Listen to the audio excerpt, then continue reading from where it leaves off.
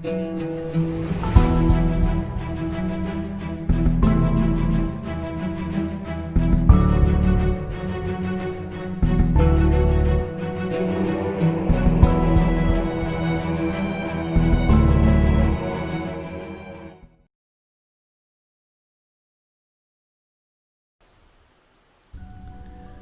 हमारा मन तो कितना निर्बल है, कोई रिसेप्शन में या प्रसंग में जाके फिर वापस घर आते तो चर्चा क्या होती है देख लेना।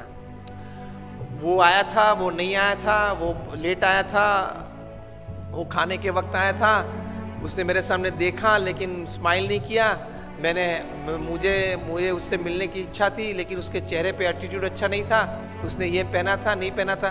2 घंटे तक फंक्शन के बाद घर में यही चर्चा होती है सबके घर में। यस और नो? वे आए थे, वे नहीं आए थे, उसके लिए आप फंक्शन में गए थे। Half of the time we don't know what we are doing. 50% जीवन तो यूं ही पानी में चला जाता है, हमको कॉन्शियस स्टेट में पता ही नहीं है कि हम क्या कर रहे हैं। बारात निकलती है तो तीसरे मंजिले पे खड़े खड़े, सुबह में एक तो देरी से उठा है, 10 बज गए हैं तो भी ब्रश करते करते वहां थूक रहा है, स्वच्छ भारत प्रोजेक्ट बिगाड़ रहा है प्रधानमंत्री श्री का, और फिर अंदर आके बोलेगा बारात 20 मिनट तक देखी, दोनों जम नहीं रहे। तो दोनों को जमाने की जिम्मेदारी तेरी थी, और अगर नहीं जमा और कुछ हुआ तो एक की जिम्मेदारी तेरे पे आने वाली है। एटीट्यूड्स हमारे बहुत चीप हो गए। तो मन जरा दृढ़ रखना। Accept and welcome wrong attitudes and insults in life. देख तो लो, चेक तो कर लो आप इमोशनली कितने स्ट्रांग हैं। इमोशनली आप कितने स्ट्रांग है चेक कब होगा? जब आपका किसी ने अपमान किया, जब आप प्रतिष्ठित हो और पोजीशन पे हो, आप अथॉरिटी हो, फिर भी आपकी मनमानी के विरुद्ध कोई अगर ओपिनियन दे और वो भी मीटिंग में दे और मीटिंग में सब मेंबर्स उनको सपोर्ट करे, whether it is preplanned और spontaneous, that is also different story. उस वक्त आपकी अंदर की हालत कैसी बनती है वो आपके एटीट्यूड पे निर्भर होगा। If my opinion works, I am happy to work. If my opinion does not work, somebody else's opinion prevails, I am more happy to work। तो ही महान बन पाओगे।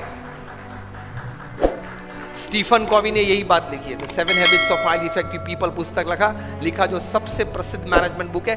उसके बाद उन्होंने एक और अच्छी बुक लिखी है, The 8th Habit। उसका सब टाइटल है From Effectiveness to Greatness, असरकारकता से महानता तरफ।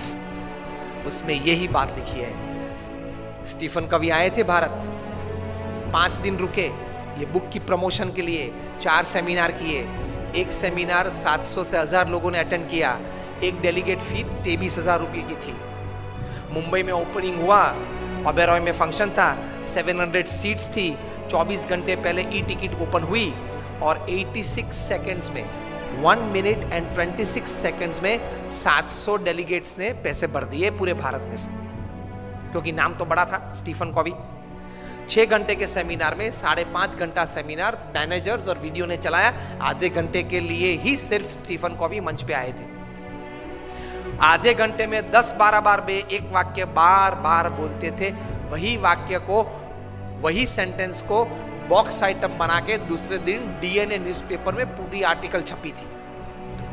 If you have not attended yesterday's Stephen Covey seminar, you can read this article. It is equally good in the thought process of attending the whole seminar. और अगर आपको पूरा article पढ़ने का समय ना हो तो ये बॉक्स आइटम आप पढ़ लेना। ये बॉक्स आइटम में जो बात लिखी है, that was the sentence that Stephen Covey talked again and again, perhaps more than 10 times in his half an hour of physical presence upon the stage। और वो क्या था? Don't expect others to change. First change yourself, others will follow। वो व्यक्ति मुझे अनुकूल हो वो बाद में सोचना, पहले कौन सी जगह पे मैं उनको अनुकूल हो सकूं वे पहले आप सोचें। This is spirituality in management. Upanishad में ये बात है। All credits to Stephen Covey, ये विचार के हिसाब से, लेकिन ये विचार हमारे उपनिषद में है। Don't expect others to change. I am quoting Stephen Covey, not just word to word, but letter to letter. Don't expect others to change. First change yourself to suit others, and then others will follow. तो attitude ये रखना है काम करने कि मुझे सब कोई अनुकूल हो तो देखो मैं कैसा काम कर पाता हूं, वो एटीट्यूड नहीं है, गलत है। आप अपनी टीम को अनुकूल होके सबके पास अपनी एनर्जीज डेवलप करके टीम वर्क बढ़ा के कैसा काम कर सकते हैं, वही सफलता है। तो that comes in attitude. Don't expect others to change, otherwise everybody is expecting others to change.